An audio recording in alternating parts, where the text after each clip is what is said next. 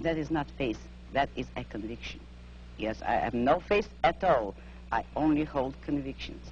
Who are you, Ayn Rand? When I say that, I would like to know just a little bit of your vital statistics. You have an accent which is...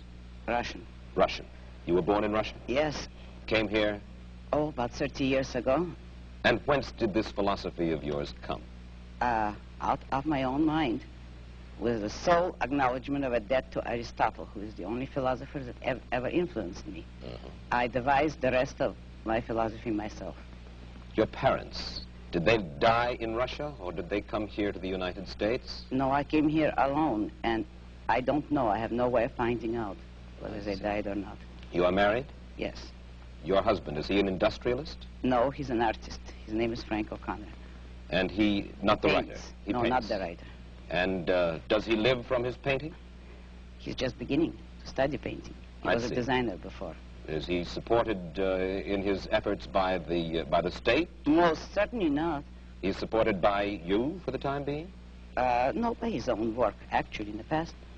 Well, I know. By me, if necessary, but that isn't quite necessary. And there is no contradiction here, in that you help him. No, because you see, I am in love with him selfishly. It is to my own interest to help him if he ever needed it. I would not call that a sacrifice because I take selfish pleasure in it. Let me put one specific case to you. Suppose under your system of self-sufficiency, one single corporation were to get a stranglehold on a vital product or a raw material, uranium, for instance, which might be vital for the national defense, and then would refuse to sell it to the government. Then what? Under a free system, no one could acquire a monopoly on anything.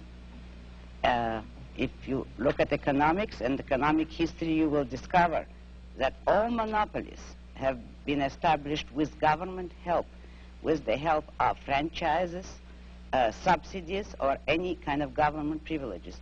In free competition, no one could corner the market on a needed product. Let's say there is a deposit. History will support me. There is a deposit of uranium in Nevada. It's the only one in the United States, and it's our only access to that. And for self-defense, we need this. Whereas, let's say, in the Soviet Union, the state is able to command that. And a kind of a strange man of strange beliefs got hold of this uranium and said, I will not sell this uranium to my government. He should not be able to be forced by the government, according to your philosophy, to sell that uranium. But you realize that you are setting up an impossible fantasy. That is, if you're talking of any natural resource that is vitally needed, it could not become vitally needed if it were that scarce. Not scarce to the point where one man could control all of it.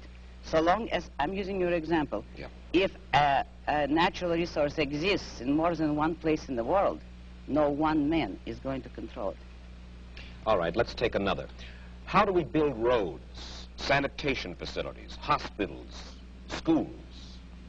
If the government is not permitted to force, if you will, by vote, taxation, use your word, we have to depend upon the trickle-down theory, upon the noblesse oblige, the largesse. I will answer you by asking you a question.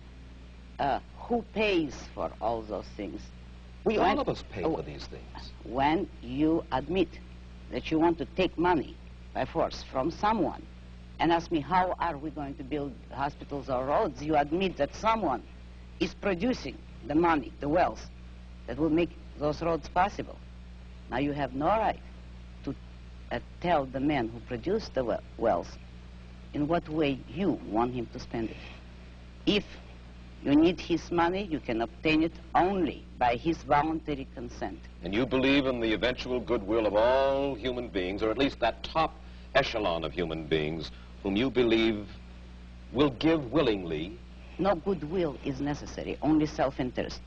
I believe in private roads, private post offices, private schools. When industry breaks down momentarily, and there is unemployment, mass unemployment, we should not be permitted to get unemployment insurance. Social security we do not need. Will depend upon the self-interest of these enlightened industrialists whom you so admire to take care of things when the economy needs a little lubrication and there are millions of people out of work. Study economics. A free economy will not break down. All depressions are caused by government interference. And the cure is always offered so far to take more of the poisons that cause the disaster. Depressions are not a result of a free economy. And one last question. We only have about a half a minute. How many Randists, you don't like the word, I beg your pardon. Objectivists. How many objectivists would you say there are in the United States? It's hard to estimate, but I can tell you some figures. My best intellectual heir, Nathaniel Brandon, a young psychologist, is giving a series of lectures on my philosophy in New York. He has received 600 letters of inquiry within the month of January.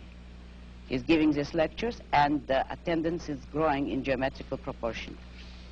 Ein, I'm sure that you have stimulated a good many people, more people than already have, to read your book, Atlas Shrugged, and The Fountainhead, and I'm equally sure they will be stimulated for the reading, indeed, if they do not agree. Thank you. Thank you very much. I'll be back in a moment with my personal footnote to the story of Ayn Rand. As we said at the outset, if Ayn Rand's ideas were ever to take hold, they would revolutionize the world. And to those who would reject her philosophy, Miss Rand hurls this challenge. She has said, for the past 2,000 years, the world has been dominated by other philosophies. Look around you. Consider the results.